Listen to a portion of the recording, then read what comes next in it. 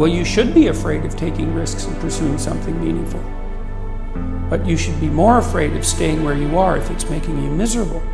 It's a luxury to pursue what makes you happy.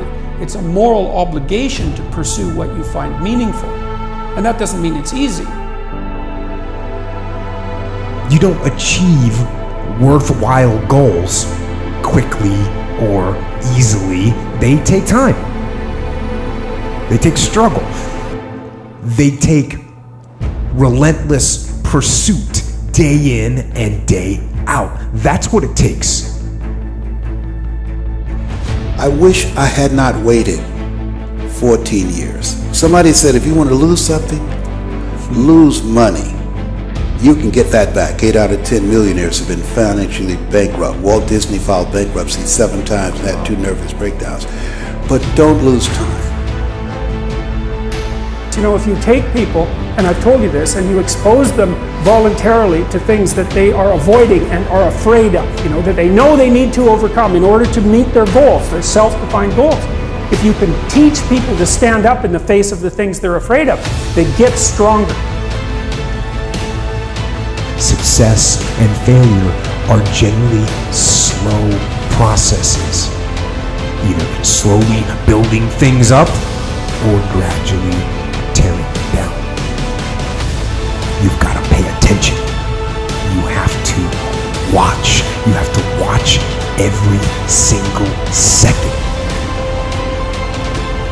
There were 14 years I sat on the sideline. 14 years I said, I don't have an investor in me like Tony Robbins. 14 years that said, I don't have an MBA or a PhD, and I can't compete with these guys. I have the complexion of rejection.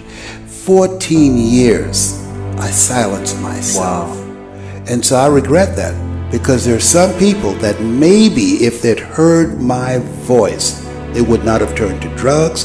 If they'd heard my voice, their lives would have taken a different direction. And I can't get those 14 years back. That haunts me, and I think that drives me when I speak with such energy. I'm trying to make up for that time, but I can't. It's like the first thing you want to do is dispense with the idea that you get to have any permanent security outside of your ability to contend and adapt. You're paying a price by sitting there being miserable. Yeah, and if you're miserable in your job now and you change nothing, in 5 years you'll be much more miserable and you'll be a lot older. The clock is ticking. Because those seconds, they turn into minutes. And minutes turn into hours, and hours turn into days, and days turn into years. If for 10 years, if you didn't avoid doing what you knew you needed to do, by your own definitions, right, within the value structure that you've created, to the degree that you've done that, what would you be like? And so, that second that just went by, that counted. And so did that second.